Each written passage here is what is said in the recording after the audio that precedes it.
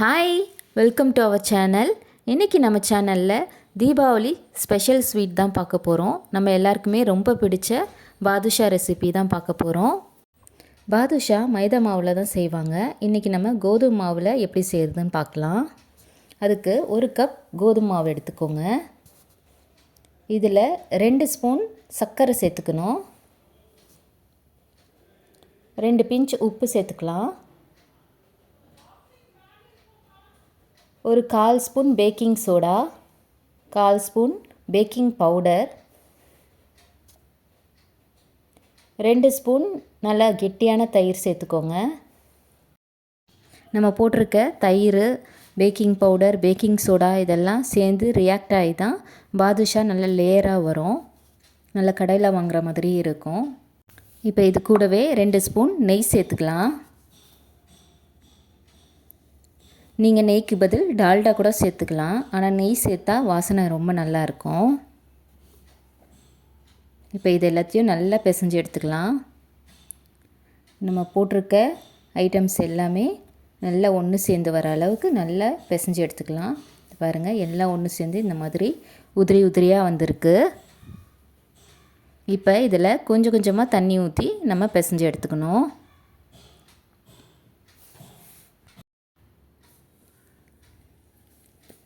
பாதுஷா செய்கிறது ரொம்பவே ஈஸி தான். ஒரு மினிமம் டைம்லேயே நம்ம செஞ்சு முடிச்சிடலாம். நம்ம கடையில் வாங்குறதுல மைதா, டால்டாலாம் சேர்ந்து செய்வாங்க. நம்ம வீட்லேயே செய்கிறது கொஞ்சம் ஹெல்த்தியாகவே செய்யலாம். இந்த மாதிரி கோதுமை மாவு, நெய் இதெல்லாம் சேர்த்து செஞ்சோம்னா ரொம்ப டேஸ்ட்டாகவும் இருக்கும். பாருங்கள், நல்ல லேயர் லேயராக வந்திருக்கு. இந்த மாதிரி வரணும் மாவு. இப்போ இதை நல்லா பிசைஞ்சாச்சு. இதை ஒரு மூடி போட்டு ஒரு மணி நேரம் நல்லா ஊற வச்சு எடுத்துக்கணும். நல்லா சாஃப்டாகிடும் மாவு. இப்போ ஊற வச்ச மாவுலேருந்து சின்னதாக ஒரு உருண்டை எடுத்துக்கலாம். ரொம்ப ப்ரெஷர் கொடுத்தும் உருட்டக்கூடாது, சும்மா லேசாக உருட்டணும். ரொம்ப ப்ரெஷர் கொடுத்துட்டோம்னா உள்ளே இருக்க லேயர் வராது. இந்த மாதிரி உருட்டிட்டு நடுவில் ஒரு சின்னதாக ஒரு ப்ரெஸ் கொடுக்கலாம். பாருங்கள், இந்த மாதிரி நம்ம செஞ்சு எடுத்துக்கணும். நான் இப்போ எல்லாத்தையும் ரெடி பண்ணி எடுத்துக்கிறேன். இதை இன்னும் கொஞ்சம் சின்னதாக போட்டிங்கன்னா மினி பாதுஷாவாக இருக்கும். அதுவும் ரொம்ப நல்லா தான் இருக்கும். சேம் ப்ரொசீஜர் தான். நீங்கள் மைதா மாவு யூஸ் பண்ணி செஞ்சாலும் சேம் ப்ரொசீஜர் தான் எல்லாமே. எல்லாத்தையும் நான் ரெடி பண்ணி எடுத்துக்கிட்டேன். இப்போ நம்ம எந்த கப்பில் மாவு எடுத்தோமோ அதே கப்பில் சர்க்கரையும் எடுத்துக்கிறேன்.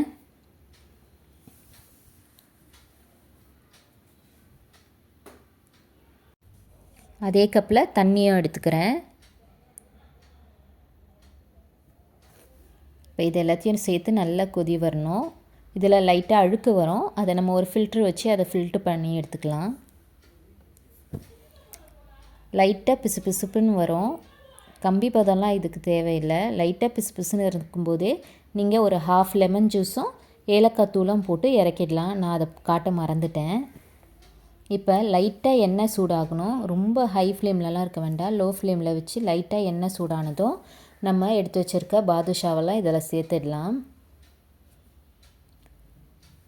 ஸ்டவ் நல்லா லோ ஃப்ளேமில் இருக்கான்னு பார்த்துக்கோங்க. இல்லைன்னா மேலே எல்லாமே ப்ரௌன் ஆகிடும், உள்ளே வேகாமல் இருக்கும். இப்போ அதுவே தன்னாலேயே எழும்பி வரும் மேலே. பாருங்கள், ஒன்று ஒன்றா அப்படியே மேலே எழுந்திருக்குது.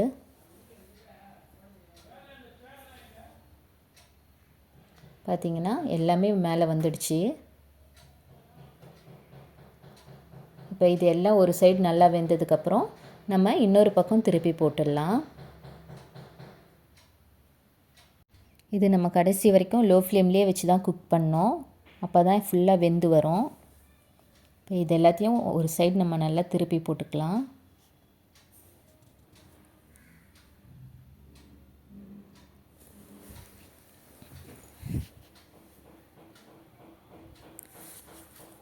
இது எல்லாம் நல்லா பொரிஞ்சு வந்தோடனே வெளியில் எடுத்துகிட்டு நம்ம செஞ்சு வச்சுருக்க சர்க்கரை பாகில் இதை எல்லாத்தையும் போட்டுடலாம். சர்க்கரை பாகு திக்காக இருந்ததுன்னா லேசாக சூடு பண்ணி எடுத்துக்கலாம். லைட்டாக சூடாக இருக்கணும் நம்ம பாதுஷாவை அதுக்குள்ளே போடும்போது. அப்போ தான் அதோடய ஜூஸ் ஃபுல்லாக உள்ளே இறங்கும். எல்லாத்தையும் நல்லா திருப்பி திருப்பி விட்டு ஒரு 5 நிமிஷம் அதை அப்படியே விட்டோம்னா நல்லா ஊறிடும்.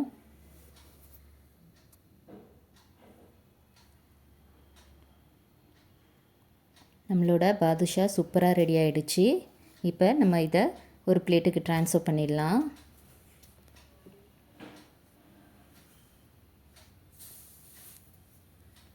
தீபாவளிக்கு ஒரு சில ரெசிபீஸ்லாம் நம்மளே கையில் ஈஸியாகவே செஞ்சிடலாம். பாதுஷாலாம் இதில் ரொம்ப ஈஸியான ஸ்வீட்டு, நம்ம சீக்கிரமாக செஞ்சு முடிச்சிடலாம். இப்போ எல்லாத்தையும் நான் இதில் எடுத்து வச்சுக்கிட்டேன். சூப்பர் ஜூஸியாக இருக்குல்ல. இப்போ இதுக்கு கார்னிஷ்காக நான் கொஞ்சமாக பிஸ்தா சேர்த்துருக்கேன்.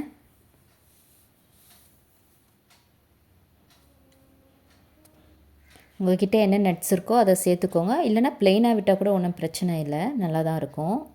நான் சும்மா கார்னிஷ்காக காமிச்சிருக்கேன். சூப்பராக இருக்குங்க.